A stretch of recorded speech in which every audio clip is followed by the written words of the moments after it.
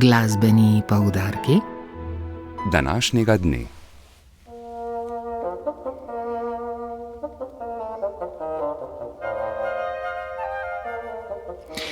Simfonični orkester SNG Maribor lepo vabi na prvo glasbeno matinejo, ki se bo začela danes ob 11. uri v Kazinski dvorani.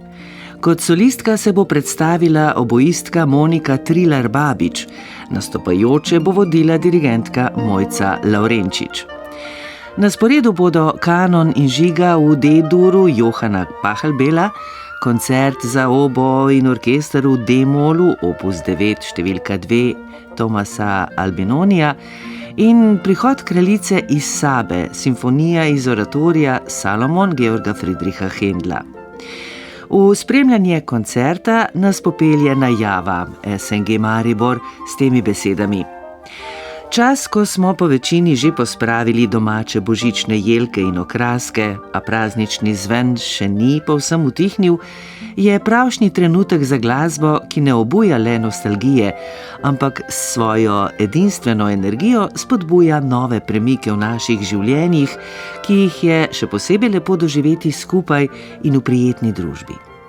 Letošnja prva glasbena jutranica tako odpira pravcato skrinjo zakladov iz obdobja baroka, ko je čas v primerjavi z današnjim tekel bistveno bolj počasi in v neprisiljeni harmoniji z naravnimi cikli življenja, ki so se izrazili v številnih glasbenih delih iz oddaljene preteklosti.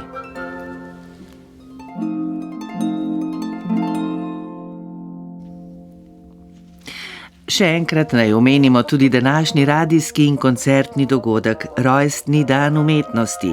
Vsakoletni projekt Evropske radiodifuzne zveze EBU se odvija 17. januarja, redno tudi na programu Ars Radia Slovenija.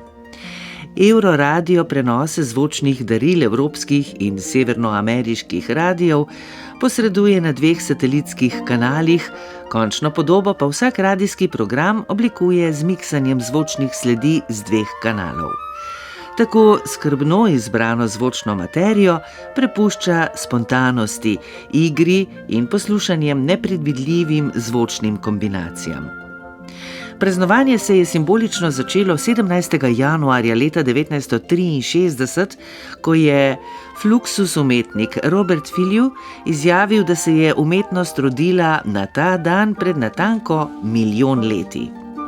Njegovo idejo o povezovanju mednarodnega umetniškega prostora je prevzela tudi skupina radiofonskih ustvarjalcev Ars Acustica v okviru EBU.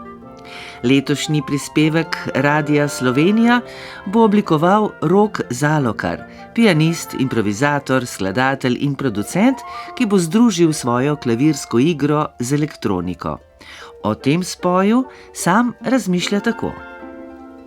Kar bo tukaj, da bom v bistvu nekako to probal skozi improvizacijo ful povezati, to se pravi, da bo tudi elektronika v bistvu vse bo uživo, In ja, meni je sploh ta, rečemo, temu zgodna elektronika mi je ful velika inspiracija, tudi ta 50, 60 ali pa v bistvu tudi že 40 so tako bogatstvo glasbe tam, ampak to, kako so ljudje takrat z enih simple inštrumentov, ali tistega takrat, ki je bilo že malo tako laboratorijska oprema, in pol nekako, kako se ta ideja danes se prenesla, rečemo, v modularce.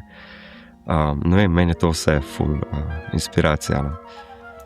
Omejeno število brezplačnih vstopnic za koncert v studiu 26 je na voljo prek povezave na Arsovi spletni strani. Koncert, ki ga bomo posredovali tudi v spletnem videoprenosu, se začne ob 22:40.